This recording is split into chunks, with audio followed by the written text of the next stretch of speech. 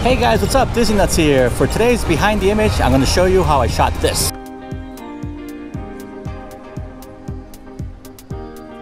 Okay, now pretty cool, right? Now that image is actually a combination of 3 images, so we're going to walk over to the location which I shot it, and I'm going to show you the settings that I use. So let's head over there now. Let's go.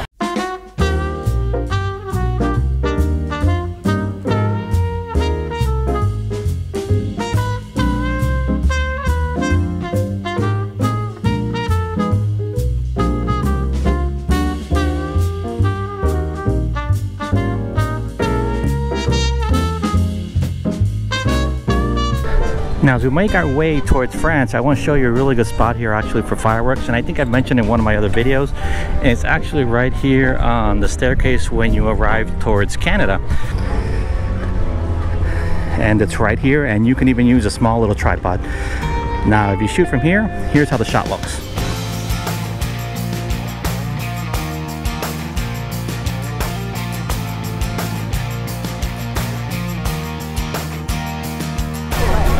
Okay, so we're coming up on the next pavilion, which is the UK pavilion.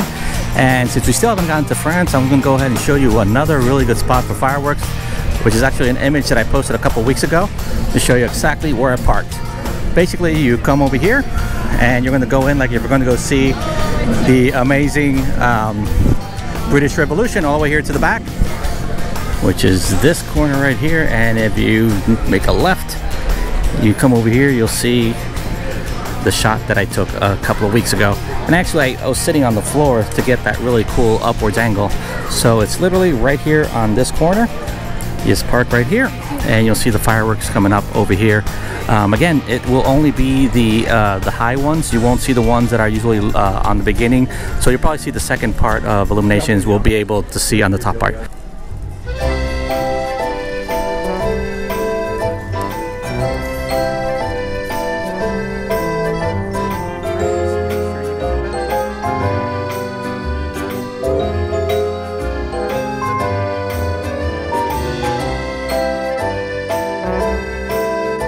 Okay, once we arrive to the France pavilion where we can see Kermit right over here, we're actually going to take a right, which is basically where Aurora meets, and we're going to come over to this section right over here.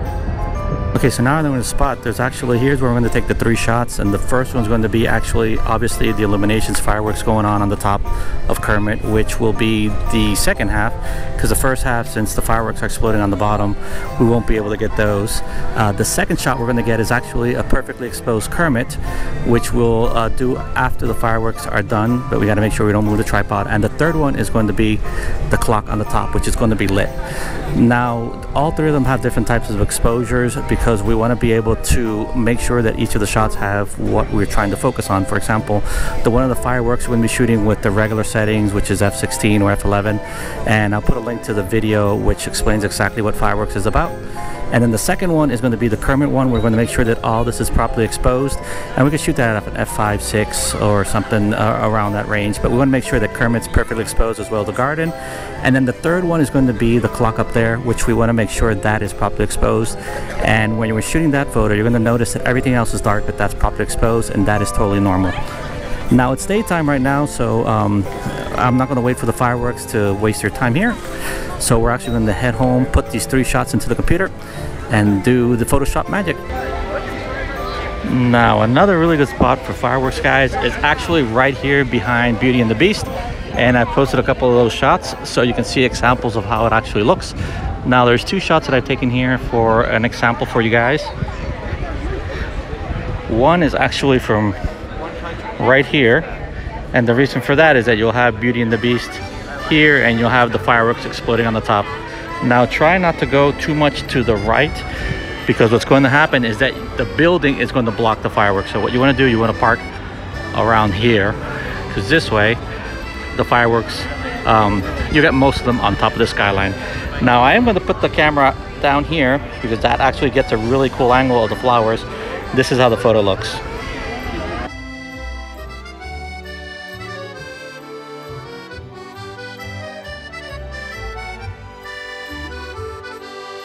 Okay, the next shot is actually taken with a tripod, and it's actually just standing a little farther back, and it's from right here.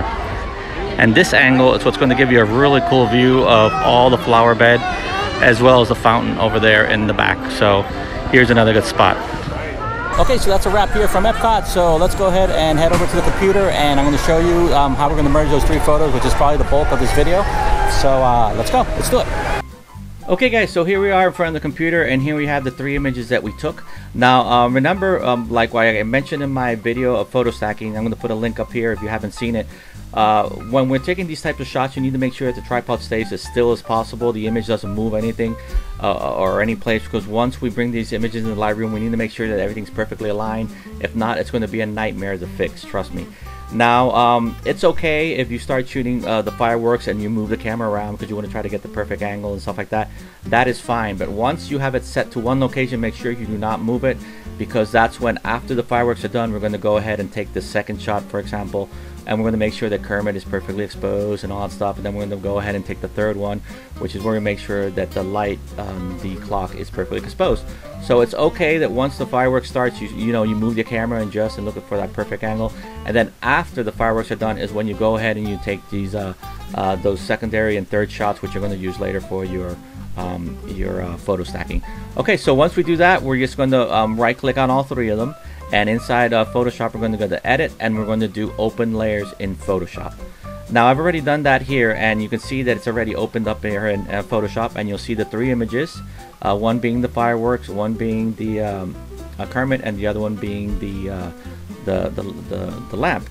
Now obviously, since the blending mode in Photoshop is set to normal, what happens is it's going to put to normal and to 100. What's going to happen here is only going to show the top image, because I'm saying the top image, show the top image in 100%, and the blend mode is normal, which means nothing is going to be able to be seen underneath it. But if I hit this little eye thing here, you'll see how then it starts cascading down. Let me see what's underneath, and here's one photo, the third photo. Okay, so the next thing we're going to do is actually to make sure that the photos are aligned, which means that they're not shifted in any way, shape, or form, and we're going to do that by selecting all 3 images. You need to select all 3 images, or else the option to align the photos will not show up. And then we're going to come here, and we're going to hit auto align layers, and we're just going to hit the basically default, which means it's going to adjust all 4 corners, but it's not going to bend or do any weird thing like what are the other options here are offering. So we're going to hit auto. You may see a little bit of the lines on the corners like we see here, which means I moved the camera, but it's fine. Photoshop was still able to align all the image perfectly, and which means those edges we can just crop out on the corner, which is no big deal. Okay, the next step that we're going to do, which is pretty important, is to make sure that the blending mode is correct, and basically selecting all 3 of the images, we're going to go ahead and select lighten. And what that's going to do, it's going to make the blending mode where the lightest colors are the one that show up. In this case, where there's fireworks, where there's a bright light, it's going to show through, as well as all the bottom part of where Kermit is going to come out and stuff like that. Now this looks perfect as it is, even though we haven't edited yet. Again, this is shot in raw format, which means that the colors and white balance looks a little weird, but we're going to fix that in just a minute. One thing that I could correct here is actually this lamppost here, which I see that is lit. That's where we're going to use the option of mask.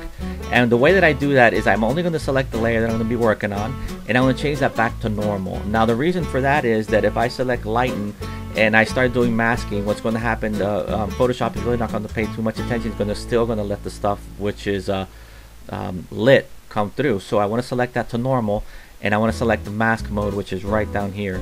And this option to adding the layer mask, what happens is going to bring up a white little screen here, and whatever I paint in black, it's what's going to be hidden, and whatever is white, what's going to show through. So with my paintbrush, which I have right here, and you can see I have it in black, the foreground, I'm going to go ahead and paint right over this lamppost, and there you go, it's turned off. Now I could move it around and do other stuff, but I'm just happy with that is off, because it looks better without having that thing lit. Now if you want it lit, be my guest, but I think it looks better that way. Okay, so there's our image. We'll go ahead and crop this once we come back into Lightroom. Okay, so we're here back in Lightroom. Let's go ahead and edit this really quick. Let's go ahead first with our cropping. So you can see we got the crop that came back from the image, and this is pretty straightforward, nothing fancy here.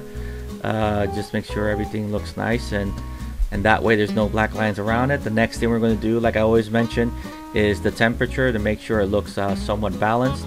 You can also adjust it here, as well as using the eyedropper, which is another really cool tool that Lightroom provides. And I look for something that is white, Okay, that looks a little bit better. And then let's bring down the exposure a little bit. Once we do that, let's bring down the highlights, and that's going to bring out some of the detail of the fireworks here. Let's see the shadows. This is okay. The whites, we can bring it a little bit up, and the white is what's going to give a little bit of that pop to the photo, which is everybody asks, how do you pop the photos? White's the secret to it. Black, just to make it a little darker, and too much will give it a little too much contrasty feel. If that's what you're looking for, great. The next thing we're going to do is adjust the vibrance, give it a little color, a little pop there. Let me adjust again here a little bit the exposure. And as you can see, it's starting to look really good. Now, like I like to mention on some of my photos regarding fireworks, is I like to put a lot of saturation on the part of the fireworks, and that gives it like a really good in-your-face blast. So I'm going to go ahead and here select saturation, put 87% on it, and really high number, turning off my auto mask, and I'm going to paint over it. And this is going to bring out just those little bursts of color that you can see right there. You got the red and you got the green. Now another thing, this looks pretty good as it is, and if you want to bring something out, I can go here and hit new and select another selection, which in this case I'm just going to bring up a little bit of the garden here. I'm going to just a tad of the exposure. I'm just going to paint over here the garden, and that way you get a little kick to the garden, brings it up a little bit. Now the cool thing of using the brush is that you can actually adjust certain things. Like for example, I think the sky looks great, but maybe the bottom looks a little too weird or a little too orange. I can go ahead and paint over this and then adjust the temperature for that as well, and bring it down to look a little bit more, I guess more normal, if you want to say. Okay, so let's go ahead and put a little green here. I selected the green, and I'm going to do a little bit of saturation just in case. I'm going to make my brush a little smaller because I don't want it that big, and that comes here to size. I'm going to paint a little bit. Got a little green. Okay, and there you go, guys. There's the image that I posted on Instagram a couple of weeks ago. Again, the last thing I did just for Instagram's sake, which was the cropping, and there's actually a video that I did regarding that, which is how I crop for Instagram to get that really cool tall effect on your Instagram post. Because when you're posting to Instagram, it's different as to when you're posting to Facebook, because the audience, I consider it's different as people holding a phone as for people seeing on the screen. So there you go, that's the image, and that's how I shot Kermit's Illuminations. Now, if this is the first time watching my video, my name is Disney Nuts, and I do videos from inside the Disney parks, as well as food reviews and other stuff around theme parks with my wife as well. So if you like what you saw, feel free to hit the subscribe button and hit the bell to get notified. Until then, guys, stay awesome. See ya.